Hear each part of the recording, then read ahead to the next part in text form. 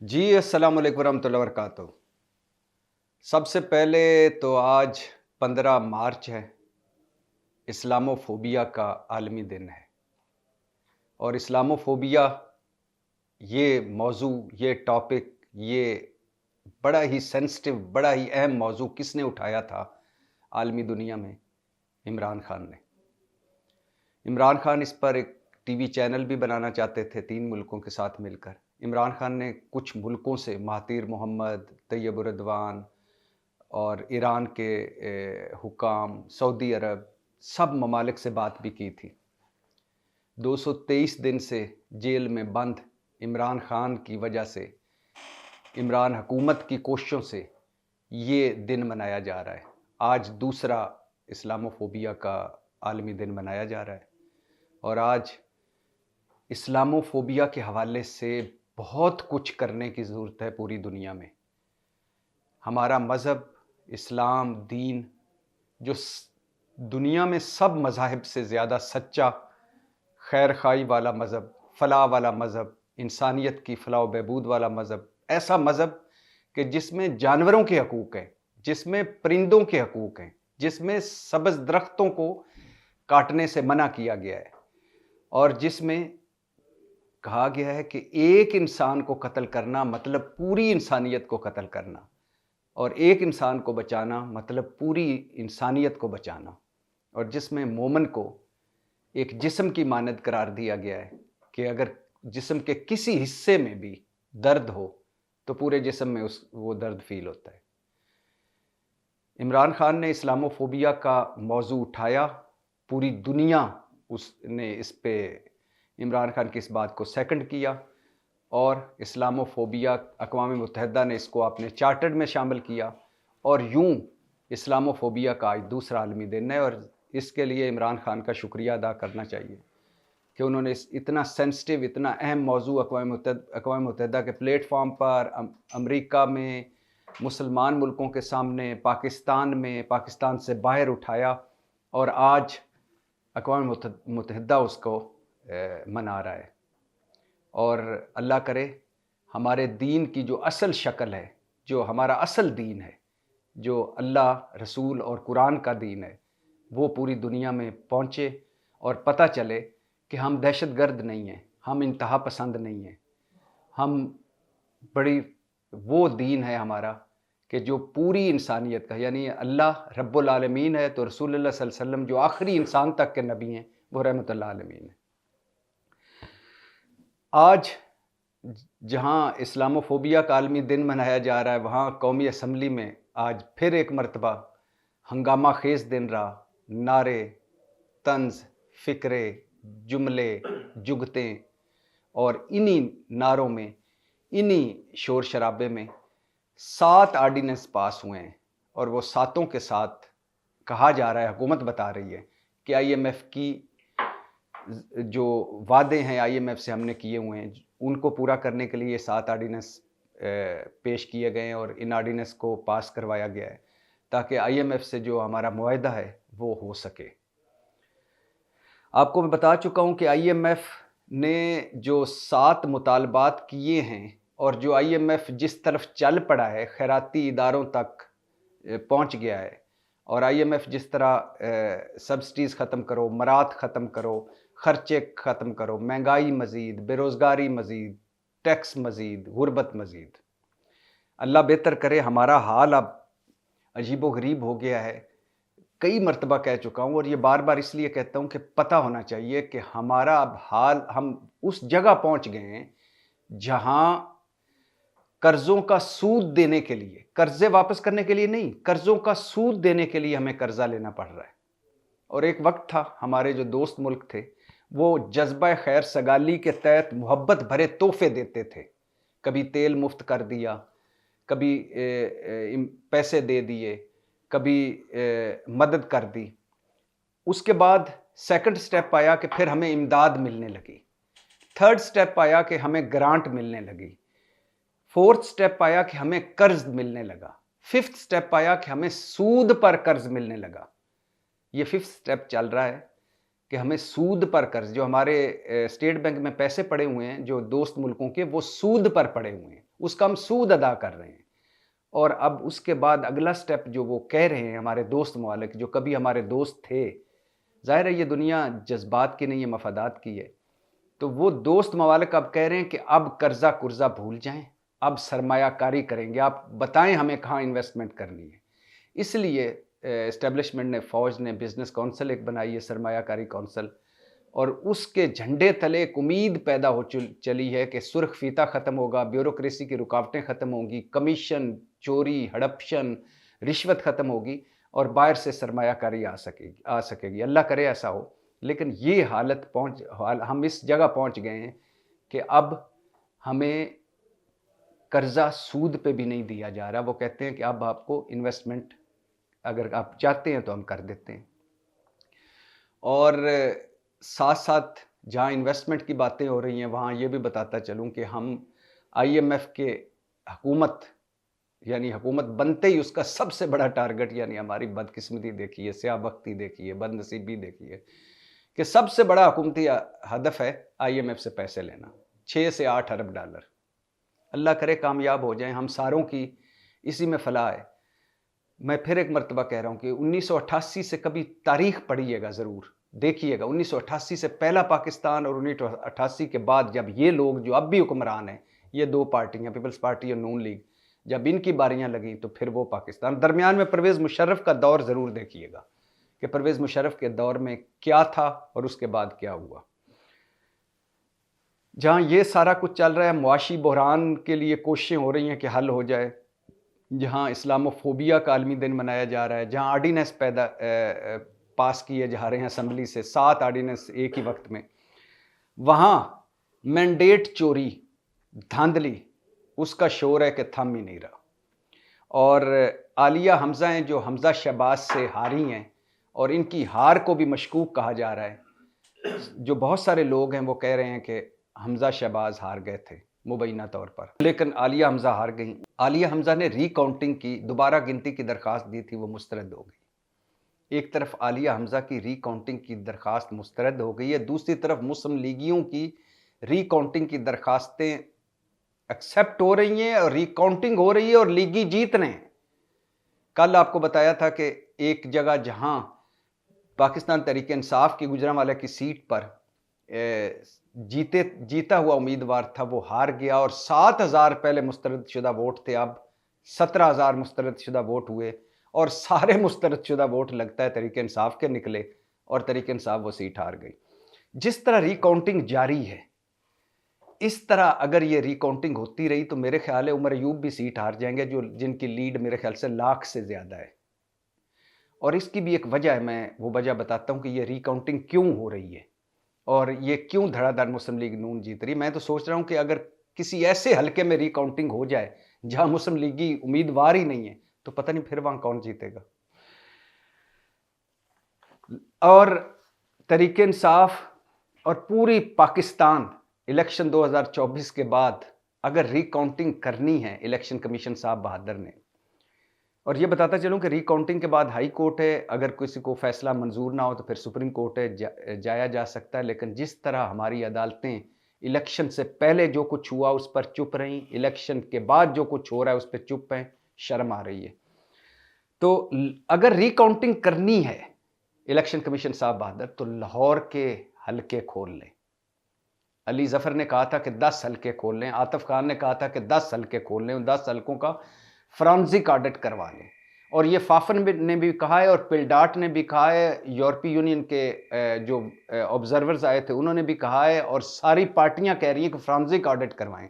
इस तरह नहीं कि इलेक्शन कमीशन के आरओज बैठें और वो रिकाउंटिंग करें और कहें कि पहले 7,000 मुस्तरदशुदा वोट थे, अब 14,000 हो गए, तो तहरीक इंसाफ जो जीती हुई थी वो हार गई, चलो अल्लाह अल्लाह खैर सल्ला। फ्रांसिक ऑडिट करवाएं। और अगर आपने हल्के खोलने हैं तो लाहौर के हल्के खोल लें, और लाहौर के हल्के अगर सारे नहीं खोलना चाहते तो नवाज शरीफ साहब का हल्का खोल लें, यास्मीन राशिद और नवाज शरीफ साहब का, ओन चौधरी और सलमान अकबर राजा का हल्का खोल लें। इमरान खान ने 4 हल्के कहे थे, यास्मीन राशिद और नवाज शरीफ वाला हल्का, ओन चौधरी और सलमान अकबर राजा वाला हल्का, नूर आलम पिशावर वाला हल्का और इस्लामाबाद का कोई हल्का। उन्होंने कहा कि 4 हल्के खोल लें, अगर इनका फ्रांसिक ऑडिट करवा लें, हम ना जीते हुए तो हम आगे बढ़ जाएंगे, हम धांधली का शोर नहीं मचाएंगे।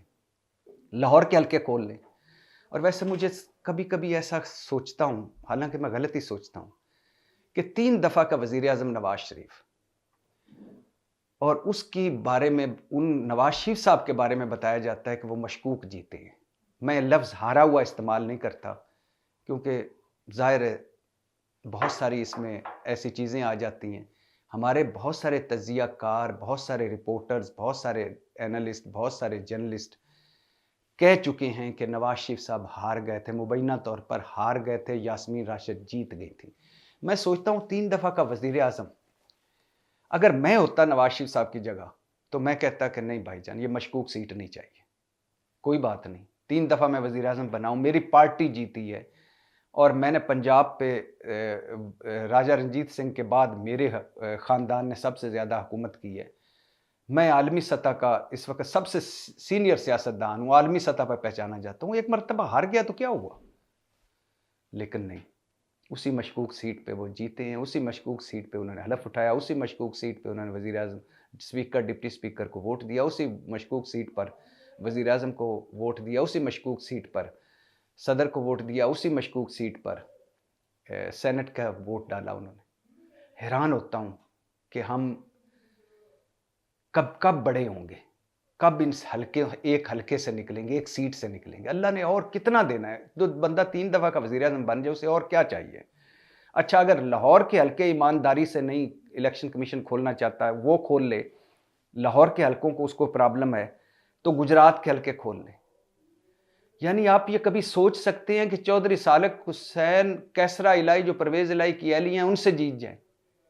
गुजरात वाले बताते हैं कि 1.5 लाख वोट कैसरा इलाही के थे और 30-35 हज़ार सालिक हुसैन के थे। सालिक हुसैन जीत गया मुबैना तौर पर। और दूसरी सीट जिसमें परवेज़ इलाही हार गए, एमपीए की सीट, वहां से परवेज़ इलाही 85 से जीत रहे हैं। वहां से शाफे हुसैन जीत गया है खैर से। सुना जा रहा है कि मुबैना तौर पर कि परवेज़ इलाही के 80,000 के करीब वोट थे और शाफे के कोई 20-25 हज़ार थे, लेकिन जीत गया। वो हल्के ईमानदारी से खोल लें, गुजरात के हल्के, जेलम के हल्के ईमानदारी से खोल लें, सियालकोट के रिहाना डार का हल्का खोल रहे हैं। वैसे ख्वाजा आसिफ साहब जब असम्बली में खड़े होकर घड़ी लहरा रहे होते हैं, तो कभी सोचते होंगे कि मेरी जीत असली है या नकली है? बड़े कॉन्फिडेंस की बात है, बड़ी हिम्मत की बात है ऐसे आना। मैं इस पर मैं डॉक्टर निसार चीमा, जो जुल्फ़िकार चीमा का भाई हैं और मुस्लिम लीगी हैं वज़ीराबाद से, उनको मैं सलाम करता हूँ। उनका एक इंटरव्यू मैं सुन रहा था, वो कह रहे थे कि मैं हार गया, मैंने हामिद नासिर चट्टा के को मुबारकबाद दी कि आपका बेटा जीत गया। जब मैं हार गया तो मुझे कहा गया कि आपको जितवा देते। मैंने कहा नहीं, हारना बेहतर है ना कि जाली तौर पर जीत कर असम्बली में जाना। ये इस निसार चीमा 3 मरतबे के वज़ीर आज़म नहीं बने। निसार चीमा जितनी इखलाकी जुर्रत मैं नवाज शरीफ साहब से तवक्को कर रहा था, लेकिन क्या करूं, क्या तवक्को कर रहा था।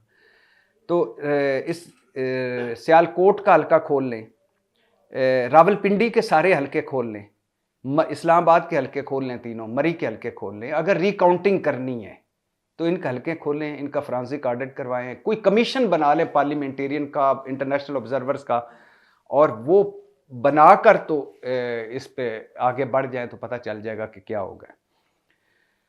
मैं वैसे आजकल ये भी सोचता हूँ कि जो लोग जाली तरीकों से जीते हुए हैं, जो हारे हुए थे जीत गए, वो असम्बली आते जाते, असम्बली में बैठ कर, असम्बली में से उठ कर, सोते जागते, लोगों से मिलते, टीवी इंटरव्यूज़, तकरीरें करते, कौम को भाषण देते, एक लम्हा भी आता होगा उनके ज़हन में कि हम तो हार गए थे? लेकिन मुझे यकीन है नहीं आता होगा। तो खैर से जहाँ जहाँ रिकाउंटिंग हो रही है, वहाँ वहाँ तहरीक इंसाफ हार रही है। और इसकी वजह मैं आपको बताने लगा था। एक वजह तो ये है कि 2/3 अक्सरियत दिलवानी थी इस असम्बली को, ताकि आईनी तरमीम हो सके आसानी से। अगर मौलाना साहब की इलेहदा भी कर दें सीटें, और एक आध छोटी पार्टी की इलेहदा भी कर दें, तो जिस तरह रिकाउंटिंग हो रही है, एक आध और सीट आ गई तो 2/3 अक्सरियत मिल जाएगी। दूसरा एक इसका ये सुना जा रहा है कि मुस्लिम लीग नून को इतनी सीटें दिलवानी हैं, वो मुस्लिम लीग नून जिनकी जेन्युइन सीटें मुबैना तौर पर 17 बनती हैं, 21 बनती हैं या मैक्सिमम 30 बनती हैं, उसको अभी उसकी 120 के करीब मखसूस नशिस्तें शामिल होकर सीटें हो गई, तो उसको इतनी सीटें दिलवानी हैं कि वो MQM के साथ मिलकर हुकूमत चला सके अगर किसी मरहले पर पीपल्स पार्टी साथ छोड़ जाए। तो ये सुना जा रहा है, ऐसी बातें सुनी जा रही हैं कि एक तो 2 ताई अक्सरियत दिलवानी थी, दूसरा कि मुस्लिम लीग के पास इतनी सीटें हों कि पीपल्स पार्टी छोड़ भी जाए तो उसकी हुकूमत को कोई ख़तरा ना हो, और इसके लिए खा पार्लियामेंट का तमाशा बन जाए, खा पार्लियामेंट पे तनकीद हो, यानी पार्लियामेंट का तकद्दुस, हर जमहूरी मुल्क में उसका तकद्दुस होता है, एहतराम होता है, पार्लियामेंट और पार्लियामेंटेरियंस का एहतराम होता है। लेकिन जब आप इस तरह के लोग जाके फिर आप इस तरह जीत कर पार्लियामेंट में बैठेंगे तो क्या होगा। तो रिकाउंटिंग हो रही है और तहरीक इंसाफ हार रही है, मुस्लिम लीग नून जीत रही है, और ऐसे ही होना था। तो शेर अफजल मरवत साहब पाकिस्तान तहरीक इंसाफ के माचो मैन आजकल हैं, जेम्स बॉन्ड हैं। शेर अफजल मरवत साहब को बुला लिया है, FIA ने नोटिस दिया है और कहा है कि आपने एक बयान दिया था, एक प्रेस कॉन्फ्रेंस की थी कि मरियम नवाज़ ने एक सपारी दी है बाहर किसी को, वो आप सुन ही चुके होंगे, कि मुझे कत्ल करवाने के लिए, तो सबूत लेकर हाजिर हो जाए। और शेर अफजल मरवत ने यह भी कहा था उस प्रेस कॉन्फ्रेंस में कि अगर FIA वाले मुझे बुलाएं तो मेरे पास इतने सबूत हैं कि मैं लेके जाऊं। तो शेर अफजल मरवत को बुला लिया गया, अब उनको सबूत देने चाहिए। और ये कहानी है क्या, ये खुलेगी जब वो FIA के सामने पेश होंगे कि उन्होंने कैसे इल्ज़ाम लगाया, क्यों इल्ज़ाम लगाया और इसमें कितनी हकीकत है। जहाँ एक तरफ मरियम नवाज़ साहबा जो इमरान खान के बनी गाला से दफ्तर हेलीकॉप्टर पे आने पर तनकीद किया करती थी, मरियम औरंगज़ेब साहबा से लेकर मरियम नवाज़ साहबा तक, वो जाती उम्रा से एक मरतबा तो हेलीकॉप्टर पे दफ्तर आ चुकी हैं। जहाँ वो हेलीकॉप्टर से दफ्तर आ चुकी हैं, जहाँ नवाज शरीफ साहब को आला तरीन प्रोटोकॉल दिया जा रहा है या दिया, और वो आला तरीन प्रोटोकॉल भी ज़ाहिर है जितना आला होगा उतना खर्चा होगा, और जितना खर्चा होगा वो टैक्सों का हमारा खर्चा होगा। और जहाँ उनकी गाड़ी के लिए, मर्सिडीज़ कार के लिए 3.25 करोड़ मांगे गए हैं कि पोशिश मैचिंग करनी है, टायर बदलने हैं, वहाँ 19 वज़ीर 27 किलोमीटर के इस्लामाबाद में, जिसकी 18वीं तरमीम के बाद 19 वज़ीरों की ज़रूरत ही कोई नहीं थी, 8-10 वज़ीरों की ज़रूरत होती है अब 18वीं तरमीम के बाद मरकज़ में, वहाँ 19 वज़ीरों वाले शहबाज शरीफ ने कफ़ायश शारी प्रोग्राम शुरू किया है, 7 रुकनी कमेटी बनाई है कि ख़र्चे कम करें। अच्छी बात है, ख़र्चे कम होने चाहिए, क्योंकि दो वजह हैं। एक तो जो मगरमच्छ ख्वाबों वाली ब्यूरोक्रेसी है उसके ख़र्चे कम होने चाहिए। हमारी वो हम सारे सियासतदान लाइमलाइट में रहते हैं, ब्यूरोक्रेसी पीछे से खाती रहती है। ये ब्यूरोक्रेसी दीमक की तरह खा गई है। 22,000 तो इसमें ड्यूल नेशनल थे, जो लास्ट रिपोर्ट आई थी सुप्रीम कोर्ट में पेश हुई थी, दोहरी नेशनलिटी वाले। भारत ने कब से बंद कर दी है कि जिसकी दोहरी नेशनलिटी होगी वो, अब सोचिए कोई हमारा अफसर हो और वो सेक्रेटरी हो और उसकी दोहरी नेशनलिटी हो, दोहरी शहरियत हो, वो कनाडा का भी शहरी हो और पाकिस्तान का भी, वो बरतानिया का भी शहरी हो और पाकिस्तान का, वो यूरोप का भी शहरी हो और पाकिस्तान का भी, या वो अमेरिका का भी शहरी हो और पाकिस्तान का, तो वो क्या करेगा। उधर मलका का वफादार, इधर अपना वफादार। तो ब्यूरोक्रेसी के खर्चे कम करना पड़ेंगे, हुकूमती खर्चे कम करना पड़ेंगे, और जो मगरमच्छ हैं बड़े, जो टैक्स खोर हैं, जो टैक्स नहीं देते, उनको टैक्स नेट में लाना पड़ेगा। और जो $17 अरब की हुकूमत सालाना मराद देती है, ये बड़े जो एलीट क्लास है, बड़े ताजर हैं, बड़े अफसर हैं, बड़े सनतकार हैं, वो ख़त्म करनी पड़ेगी, चोरी ख़त्म करनी पड़ेगी, करप्शन ख़त्म करनी पड़ेगी। और अगर ये ना हुआ तो कुछ भी आगे नहीं बढ़ सकेगा। कफ़ायश शारी अच्छी बात है, लेकिन कफ़ायश शारी घर से शुरू करनी चाहिए। पाकिस्तान जिंदाबाद।